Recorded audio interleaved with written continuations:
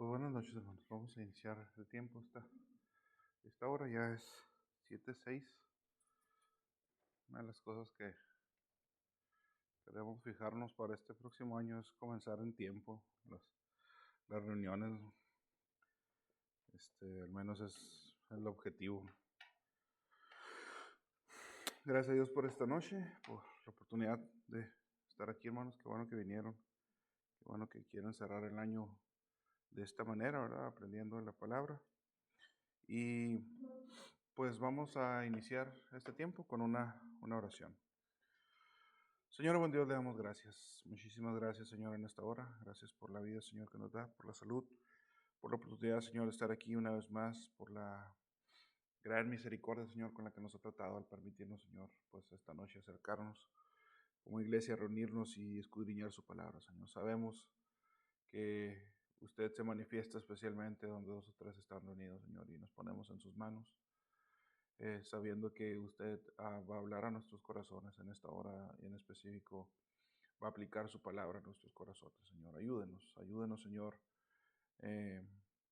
Ayúdenos a vivir diferente. Ayúdenos a aplicar su palabra a nuestras vidas y ser para la gloria de usted. Muchísimas gracias pues en esta hora y muchísimas gracias pues por este tiempo. En el nombre de Jesús. Amén. En esta ocasión vamos a ver el tema ya número 3, que se llama pruebas de fe, la naturaleza divina y la realidad del pecado. Okay, vamos a hablar, vamos a estar en los versículos, nos vamos a brincar los versículos 7 y 9, porque de esos versículos vamos a hablar la próxima reunión. Hoy nada más vamos a estar en los versículos 5, 6, 8 y 10. Estos versículos nos van a servir a nosotros como base para nuestro estudio en esta hora. Ahora, recuerden ustedes que el que escribió esta carta fue el apóstol Juan. Por eso la carta se llama Primera de Juan, ¿verdad? Él escribió 3 cartas. Por eso esas cartas, escribió 3 cartas y esas 3 están en el Nuevo Testamento. Por eso es Primera, Segunda y Tercera de Juan. Aparte, él escribió el Evangelio de Juan. Y recuerden ustedes que había varios propósitos por los cuales Juan escribió su carta, pero el principal lo encontramos ahí en el capítulo 3, versículo 15, que dice que es para que conozcamos si estamos en la fe, para que aprendamos, ¿verdad? Para que descubramos que somos creyentes. ¿Sí? Para eso se escribió esta carta, ese es el propósito, o uno de los propósitos. Ahora, para cumplir ese propósito, Juan nos va a dar ciertas características de cómo es un cristiano, para que sepamos cómo es un cristiano. El día de hoy, en esta noche, vamos a hablar de 2 de esas características, 2 características del verdadero cristiano. ¿Okay? Estas evidencias no solo afirman la fe, sino que distinguen a los verdaderos creyentes de los falsos creyentes. Porque una persona con su boca puede afirmar lo que sea. Yo les puedo ahorita decir con mucha seguridad que el dólar está a 25 pesos por uno. Lo puedo asegurar y se lo sostengo y quizá alguno de ustedes me dice, hermano, pero yo acabo de pasar por la casa de cambio y estaba 19. No, yo hasta les puedo decir, se los juro que está a 25, ¿no? Entonces con la boca podemos afirmar, pero la manera en la que un creyente se distingue, yo puedo afirmar con mi boca, soy creyente, ¿verdad? Pero la manera en que un creyente se distingue es por su creencia en Dios, en qué Dios cree, y por su aceptación del pecado. Esas son las dos evidencias que vamos a ver el día de hoy.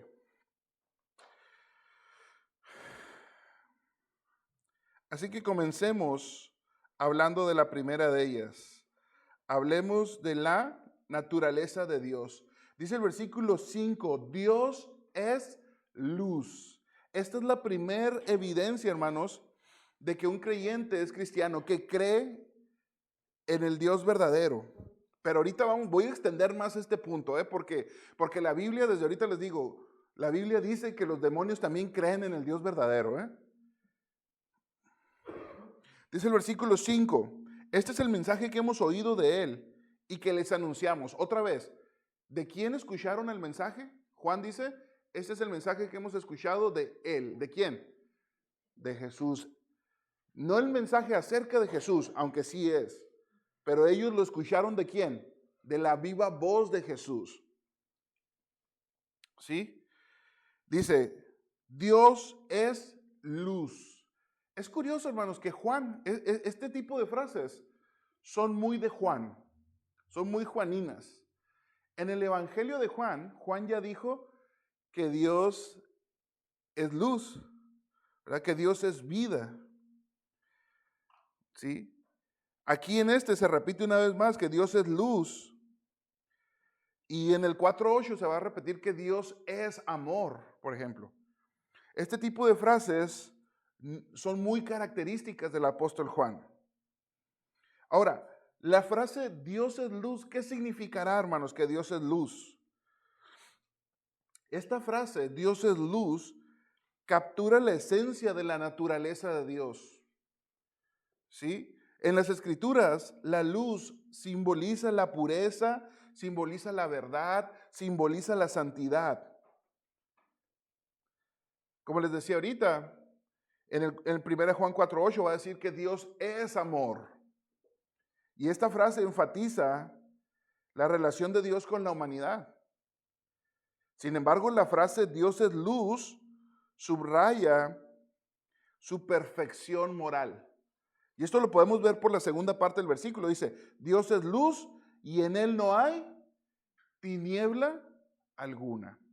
Si yo les acabo de decir que luz en la Biblia significa santidad, significa pureza, significa verdad, ¿qué significará tiniebla? Bueno, es oscuridad, pero fíjense, pecado, maldad, ajá. Fíjense eso. Entonces, miren lo que dice el versículo. Dios es luz. Podríamos decir, Dios es santo. Dios es verdad. Dios es santidad absoluta. Y en Él no hay tinieblas. Podemos decir, no hay pecado. No hay maldad. No hay algo que sea malévolo en Él. ¿Ven? Así es nuestro Dios, hermanos. Dios es luz.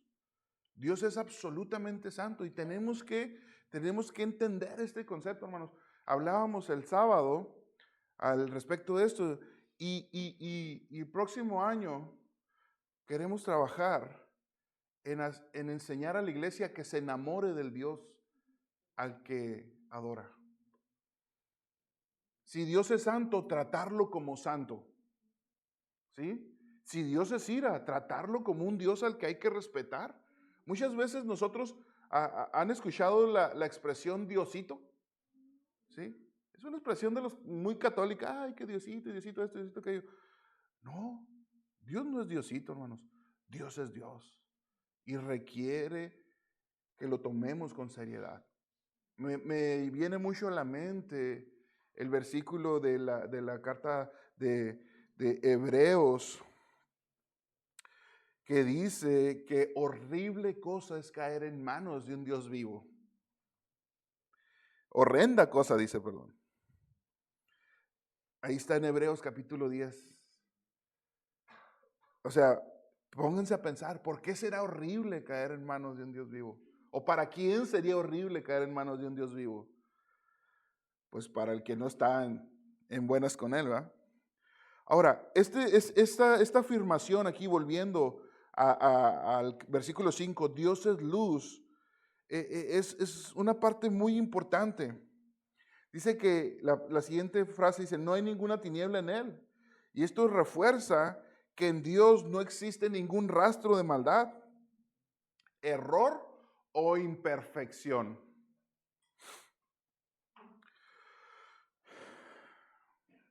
Ahora, en las Escrituras, en el Nuevo Testamento, específicamente en el Evangelio de Juan, Jesús es descrito como la luz verdadera que ilumina a todo hombre. Eso lo encontramos ahí en Juan 1:9. Fíjense, aquí Juan está diciendo, Dios es luz, pero en el Evangelio dice que Jesús es la luz verdadera.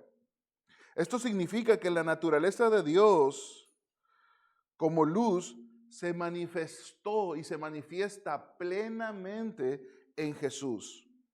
Él es la expresión visible, la expresión perfectamente visible de la naturaleza santa de Dios.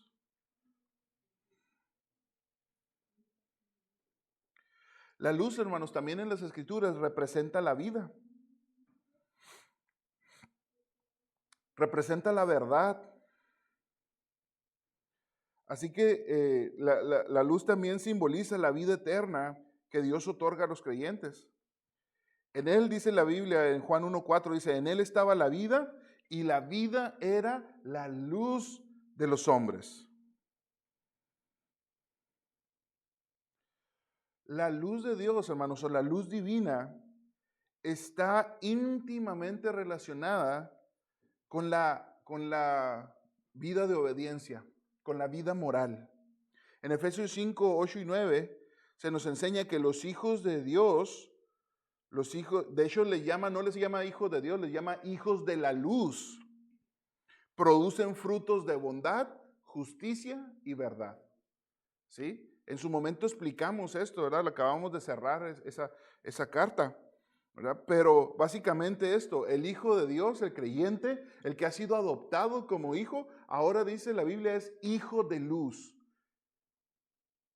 Ahora, ¿qué significará esto? Si ya dijimos que luz en la Biblia significa santidad y verdad, justicia, todas las cosas positivas, ¿qué significará que el cristiano ahora es hijo de Dios, hijo de luz, ¿verdad? Que debe vivir de esta manera. Por eso es que creer en el Dios de luz es una de las evidencias, perdón, no en el Dios de luz, en el Dios que es luz, es una de las evidencias de que un creyente es creyente. ¿Por qué? Porque ahora vive como hijo de luz. Como les decía, la luz representa la verdad de Dios encarnada en la palabra. Por ejemplo, en el Salmo 119, 105, que ahí está escrito, dice que lámpara es a mis pies tu palabra y luz para mi camino. Esta iluminación permite al cristiano caminar en verdad y entender la voluntad de Dios en un mundo lleno de tinieblas. La luz también, hermanos, simboliza para el creyente la relación divina que trae entendimiento espiritual. Fíjense, nosotros como cristianos encontramos en la Biblia un concepto que es el de iluminación del Espíritu Santo. En algunas iglesias ellos entienden algo que es revelación del Espíritu Santo. Como sabes que el Espíritu Santo revelándome cosas nuevas de palabra. Nosotros no entendemos eso porque realmente en la Biblia nosotros encontramos que la Biblia enseña que el creyente es iluminado. ¿Qué quiere decir esto? Que a la hora de estar estudiando la Escritura, el creyente recibe iluminación para entender la palabra. No necesitamos nueva palabra, no necesitamos revelación de cosas nuevas, necesitamos entender lo que ya está. Y esa es la labor del Espíritu Santo. La luz, hermanos, también está vinculada con la conducta. La santidad de Dios llama a los creyentes a vivir como hijos de luz, se lo decía yo ahorita, lo que implica una vida caracterizada por la bondad, por la justicia y por la verdad.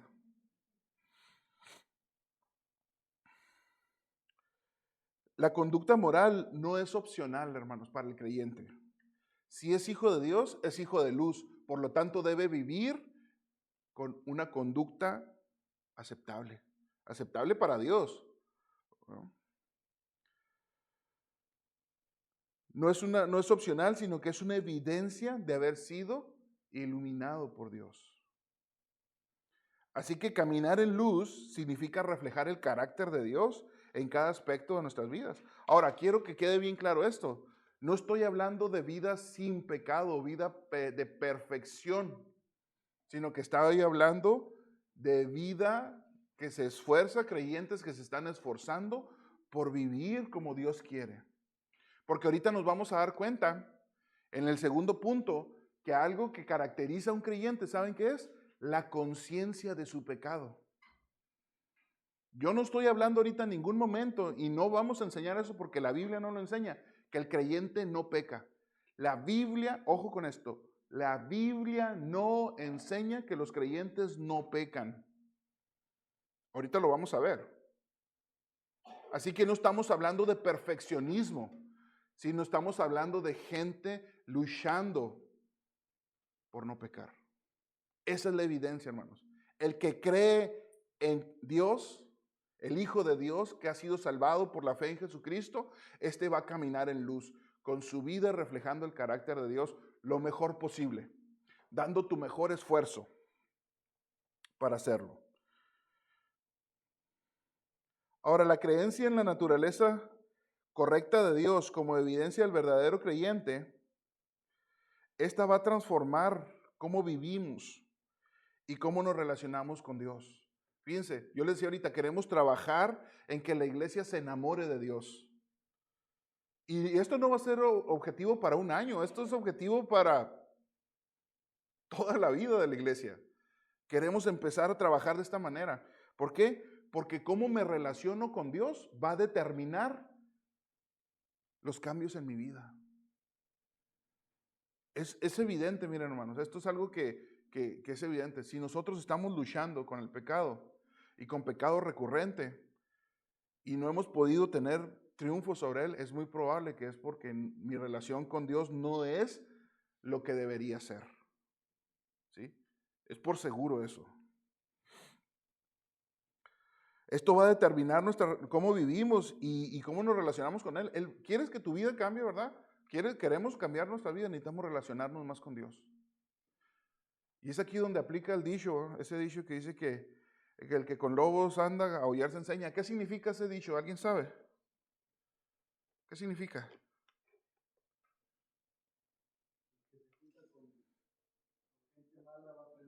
Las malas mañas, ¿no?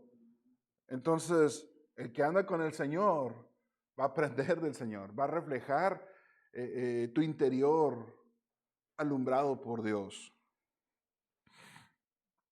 Los verdaderos creyentes no solo confiesan esta verdad, sino que la reflejan con su vida. Y ahorita, a lo largo de la carta, les decía yo, vamos a ver cómo debe haber una coherencia entre lo que decimos y lo que hacemos. Esto es lo que distingue a aquellos que profesan sin fruto visible y los que sí dan un fruto evidente. ¿Qué les dijo el Juan Bautista? Juan Bautista es diferente de Juan el que escribió la carta, ¿eh? Juan Bautista, ¿qué les dijo a los fariseos? Den frutos dignos de arrepentimiento. Es decir, con su vida demuestren que realmente están arrepentidos. Dice Juan 8:12, el que me sigue no andará en tinieblas, sino que tendrá la luz de la vida. ¿Ven? El Salmo 36:9, y este es un salmo muy simple, dice, en tu luz veremos la luz. Así que esta es la primera evidencia, hermanos. El creyente conoce al Dios verdadero. Y esta es la primera evidencia, que al creer tú en el Dios verdadero, en el Dios que es luz, vas a vivir como hijo de luz. Hay otro dicho que dice, ¿cómo dice? Ayer la hermana lo citó ayer cuando saqué ahí los farolitos esos. ¿Cómo dice? El farol de la calle, oscuridad de su casa, ¿eso no? ¿Ok?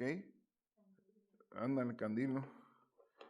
De eso se trata, de esa coherencia. ¿Crees en un Dios santo? Tienes que ser santo. Es lo que dice Pedro. Bueno, es lo que dijo Dios a través de Pedro, ¿no? Sean santos porque yo soy santo. Esa es la tesis del Antiguo Testamento. Ser santo porque Dios es santo. Veamos en segundo lugar ahora la segunda evidencia, que es la certeza de pecado. ¿Qué significa certeza? ¿Alguien sabe qué significa certeza? ¿Qué significa certeza? No cereza, certeza. ¿Qué significa certeza? ¿Qué significa certeza, Ivana? ¿Sabes qué significa certeza? ¿No sabes? ¿No? ¿Quién sabe? ¿Mande? Seguridad, exactamente. Certeza significa seguridad. La seguridad del pecado. ¿A qué nos referimos con que esto es una evidencia de que un hijo de Dios es hijo de Dios? Dice el versículo 6. Si decimos, fíjense, fíjense aquí, la relación que va a haber entre hablar y hacer. Si decimos que tenemos comunión con Él, pero andamos en tinieblas, mentimos y no practicamos la verdad. Fíjense bien, dice, si decimos, yo puedo decir, soy cristiano, afirmo que soy cristiano, pero dice, pero andamos en tinieblas. Andar es el estilo de vida de un no creyente. ¿Cómo debe andar el creyente? Se los acabo de decir ahorita, como hijo de luz. Pero aquí dice el versículo 6 que anda ¿cómo? En tinieblas. ¿Y qué dijimos que eran las tinieblas? Lo contrario a la luz, ¿verdad? Si la luz es santidad, las tinieblas, ¿qué va a hacer? Pecado desenfrenado, ¿verdad? Si la luz es verdad, las tinieblas son mentira. ¿Sí? Dice, mentimos y no practicamos la verdad. Cuando hablamos de certeza de pecado, es que el creyente va a reconocer su pecado en su vida. Porque hay gente que piensa así, como dice el versículo 6. Dice, pero no hace. A esto la Biblia les llama que están en tinieblas. Los que están en tinieblas. Estas personas afirman tener una comunión con Dios, pero sus vidas son un desastre. Son personas que dicen, yo soy cristiano, se identifican como cristianos, pero nomás salen de la iglesia o salen de las instalaciones. No, y hay unos peor que ni siquiera en las instalaciones. ¿Sí? O sea, es gente que viene a las reuniones, está aquí, pero nomás sale y se vuelve una persona completamente diferente. Una persona que dice aquí vive en tinieblas.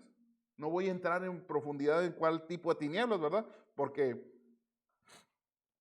eso es muy amplio, ¿no? Ahora, pero podría surgir en nosotros la pregunta, bueno, pero pues que nosotros no podemos vivir en perfección. Y sí, ¿verdad? Yo les dije ahorita eso. No vivimos en perfección. Sin embargo, nuestro estilo de vida sí puede ser de hijos de luz, que reconocen su pecado. ¿Sí? Entonces, los que andan en tinieblas continúan viviendo en su vida desobediente. Observen la palabra andan. Dice, si tenemos comunión si decimos que tenemos comunión con Él, pero andamos en tinieblas, esa palabra andar significa estilo de vida. Ahora, si la palabra andar significa estilo de vida y dice andamos en tinieblas, quiere decir que el estilo de vida de esa persona es un estilo de vida pecaminoso a más no poder. ¿Sí? Anda en tinieblas. El Hijo de Dios no anda en tinieblas. ¿Se dan cuenta la diferencia? Ahora, ¿de repente va a pecar? Sí, pero no es la característica de su vida. La característica de la vida del Hijo de Dios, ¿cuál es? La santidad. Y cuando se equivoca, recurre a lo que Dios le ha dado. Versículo 9, si confesamos nuestros pecados, Él es fiel y justo para perdonar los pecados y limpiarnos de toda maldad. Andar en tinieblas entonces significa vivir en una condición de pecado continuo. Esto es lo importante. Continuo. No pecado eventual. Sí, vamos a pecar, hermanos, pero no como estilo de vida. Vamos a ponerlo de ejemplo como una fábrica. Voy a utilizar una de estas esferas. Estas esferas, yo no estuve cuando las hicieron, ¿no? Pero es muy probable que estas esferas se crearon o se hicieron con un molde y al mismo tiempo se hicieron miles de ellas. O sea, esta esfera no es única, no es hecha a mano, no es hecha a mano artesanal, de tal manera que no hay otra igual que esta. Ahí hay muchas del mismo color. Y seguramente los chinitos que la fabricaron millones igualitas, una tras otra. Así, tandas y tandas de 100 y 200, no sé los moldes de qué tamaño sea, ¿no? Pero quiero que entiendan que eso se le llama producción en masa. Que en un instante, ¿verdad? En cuestión de horas puedes tener miles, inclusive cuando son cosas tan simples como esta, millones, en cuestión de horas. Así es, hermanos, el estilo de vida de la persona que anda en tinieblas. Pecado tras pecado, todo en su vida es pecado, todo está manchado de pecado. Y no quiero decir que todo es pecado, porque no todo es pecado, pero sí su forma de vivir.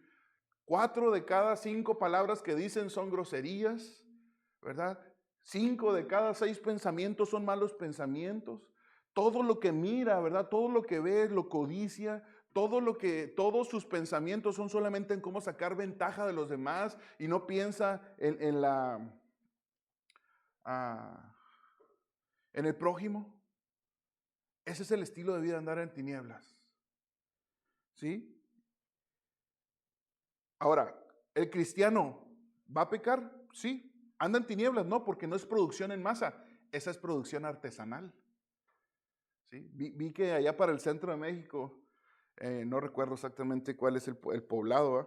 Pero hay un poblado donde hacen esferas de Navidad con cristal y sopladas una por una.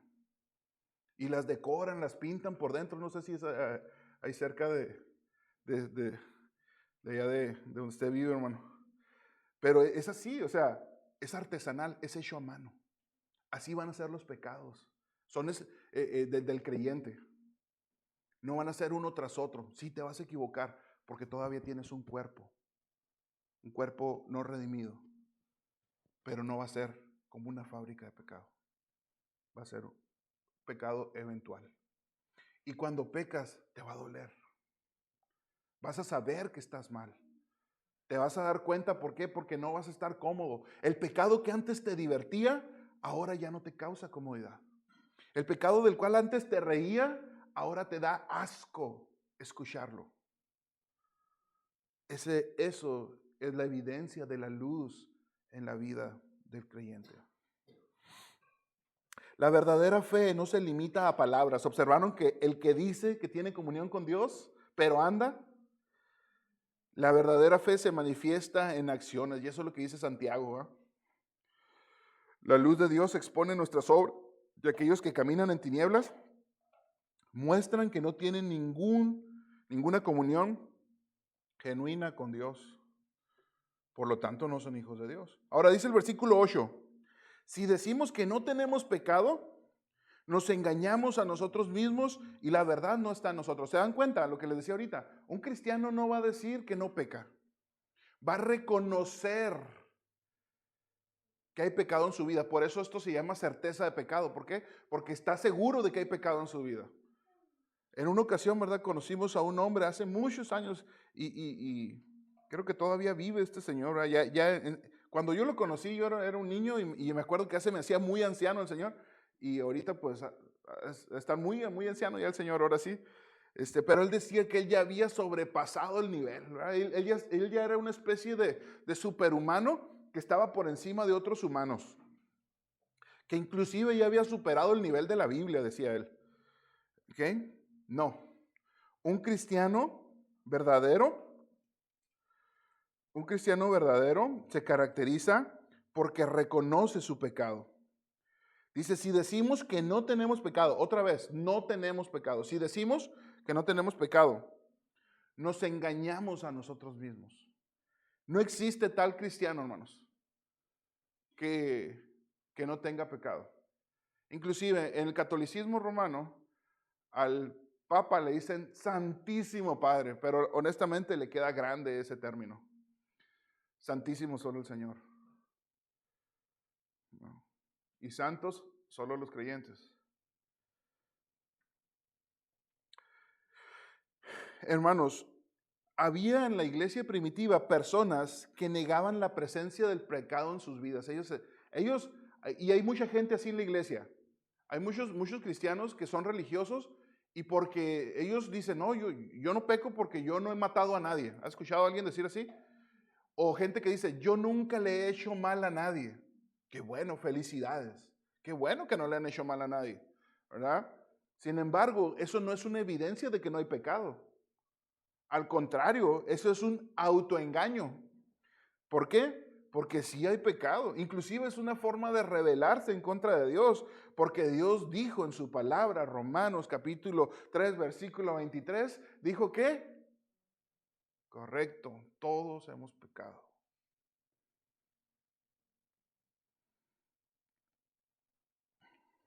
¿Sí?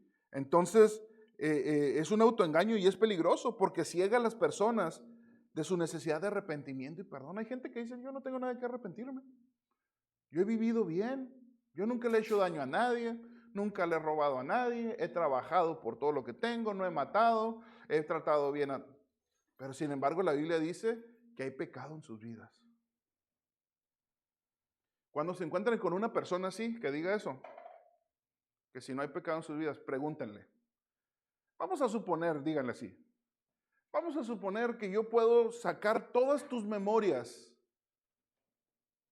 de tu mente y ponerlas en una memoria y proyectarlas en la tele y que todo el mundo las vean. ¿Estarías de acuerdo que las vean? ¿Saben cuál va a ser la respuesta? Que no. ¿Por qué? Porque hay algo de lo que se avergüenza, ¿verdad? En nuestra mente nosotros podemos esconder los pensamientos. Pero si yo puedo sacarlo y exponerlo, pues ¿quién va a querer ser expuesto? ¿No? Hagan eso, ¿verdad? Con alguien que piense así. Y si la respuesta es no, ¿cómo crees que te va a dejar? No. Bueno, es porque hay pecado. ¿No? Reconocer nuestra pecaminosidad, hermanos, es esencial para recibir el perdón de Dios. Porque esa es la esencia del arrepentimiento, reconocer y no querer volver. Y sin arrepentimiento, hermanos, no hay perdón. Dice el versículo 10, si decimos que no hemos pecado, lo hacemos a Él mentiroso y su palabra no está en nosotros. Miren, hermanos, hasta dónde llega a negar, reconocer nuestro propio pecado. ¿Hasta dónde llega?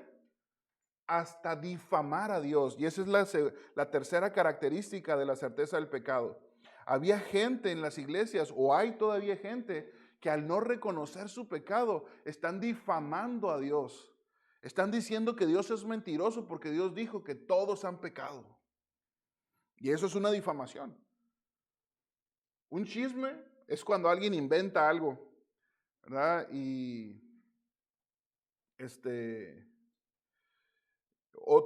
tergiversan la verdad, ¿verdad? O le agregan, le ponen, le quitan a la verdad. La difamación, ¿verdad? Eso sí es inventar cosas de alguien. Los que difaman a Dios no solo niegan su pecado, sino que también afirman que nunca han pecado. Miren lo que dice el versículo 10. Si decimos que no hemos pecado, en el versículo 8 decían no tenemos pecado, pero aquí están afirmando no tenemos pecado. Afirman que nunca han pecado. Al hacer eso están acusando a Dios de ser mentiroso, pues están contradiciendo su testimonio en contra de la humanidad, de que todos son pecadores, de que no hay justo ni aún uno, dice Romanos 5:12. Y con esto también se niega la necesidad del Salvador. Fíjense, declarar que nunca se ha pecado es el equivalente a rechazar la enseñanza clara de las Escrituras de la obra de Cristo en la cruz de Calvario. Imagínense si nadie no hubiera nunca pecado, pues ¿para qué moría Cristo? Y esto hace a Dios mentiroso, dice el versículo 10. Lo hacemos a Él mentiroso. ¿A quién? A Dios mentiroso. Y su palabra no está en nosotros.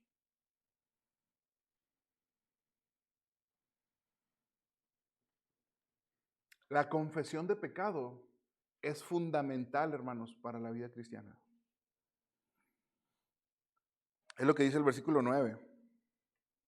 Al confesar no solo recibimos perdón, sino que también demostramos que la palabra de Dios habita en nosotros.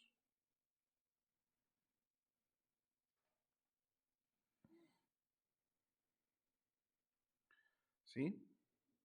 Entonces, estas son las dos evidencias de un creyente que cree en la naturaleza de Dios y vive de acuerdo a esa naturaleza.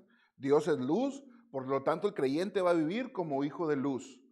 Y la segunda característica es que reconoce su pecado. No va a decir, yo ando en luz, pero camino en tinieblas. No, el creyente camina en luz, cree en la luz y camina en la luz. También no va a autoengañarse diciendo, no, yo no tengo pecado. Reconoce sus pecados en su vida.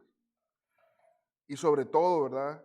Y muy importante es que un creyente no va a difamar al Señor. No va a decir que Él nunca ha pecado. ¿Por qué? Porque contradice el testimonio de Dios. Dios dijo, todos han pecado. Y aquel que se oponga, ¿verdad? Está difamando el nombre de Dios. Estas dos verdades son fundamentales para evaluar nuestra relación con Dios. Reconocer que Dios es luz nos desafía a vivir en santidad y verdad, mientras que aceptar nuestra pecaminosidad nos lleva a buscar su perdón y su restauración.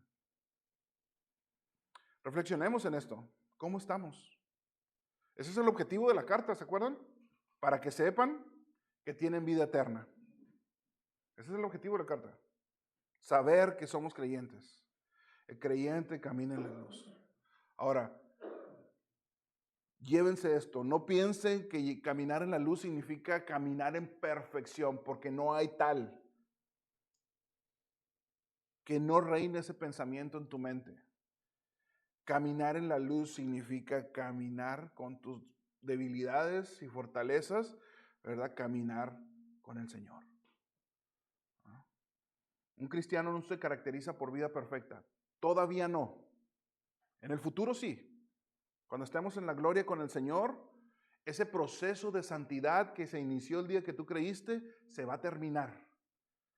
Y entonces sí, serás perfecto y no habrá pecado en tu vida. Mientras estemos aquí, nada de eso. Seguiremos pecando, pero no como una fábrica de pecados, sino que seguiremos pecando eventualmente. Muy bien. Señor buen Dios, le agradecemos en esta hora. Muchísimas gracias, Señor, por la oportunidad de estar aquí,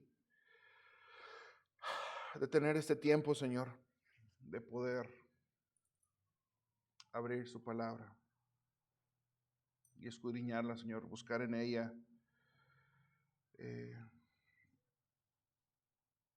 la verdad para nuestras vidas, Señor.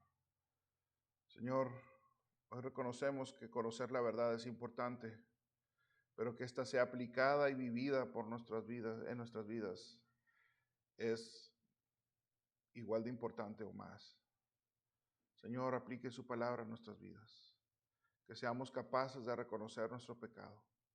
Quite de nosotros, Señor, ese pensamiento en el cual creemos que somos buenos.